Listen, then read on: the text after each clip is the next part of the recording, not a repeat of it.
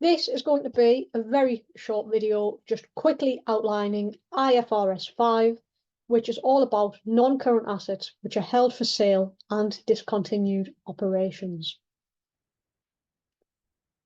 So firstly then, we need to know what the main purpose of IFRS 5 is. And to put it quite simply, it is simply about establishing the right principles for reporting information about discontinued operations and non-current assets which are held for sale.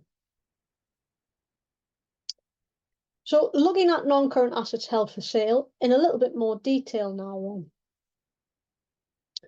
So ultimately, if an asset is going to be held for sale, an entity must have some criteria to work towards this goal. So IFRS 5 state that the following conditions must be met.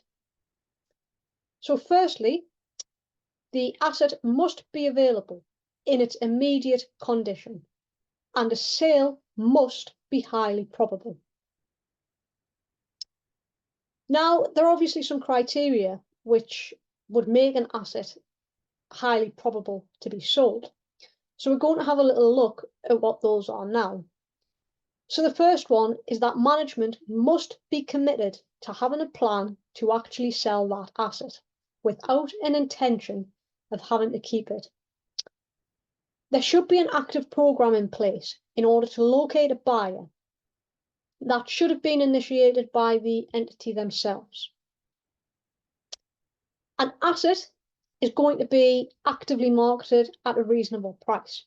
There is no point in overpricing that asset in hope that somebody will come along and make a generous offer to you.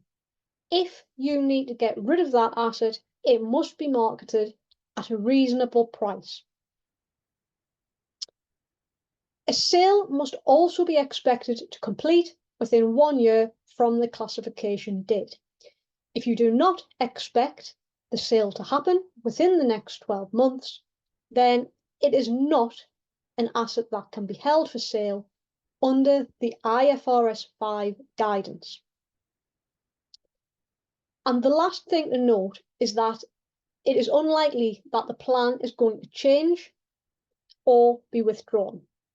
If it is likely that plans may alter or that it may get taken off the market and may not be getting sold anymore, then we cannot classify this as a non-current asset held for sale under IFRS 5.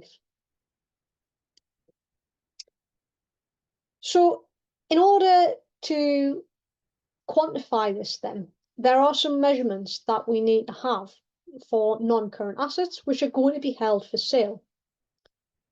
So firstly, if non-current assets are going to be held for sale, we would not depreciate those. Prior to classification as the asset being held for sale, the asset should be treated in line with the applicable accounting standard. And if the value of the asset held for sale is less than the carrying amount in the statement of financial position, it should be written down and the impairment should be charged against profit in the statement of profit or loss. If this is the case, you need to value them at the lower of either the carrying amount or the fair value less the cost of disposal. And the final thing that we are going to touch upon in this video is presentation and disclosure. So this is something that for nearly every accounting standard you need to be aware of. And it's a dead easy one for IFRS 5 because there's nothing more to it other than ensuring that the asset held for sale or assets, if there's multiple being held for sale, are to be classified as a separate category of current asset in the financial statements and in the disclosure notes. And that's all there is to it.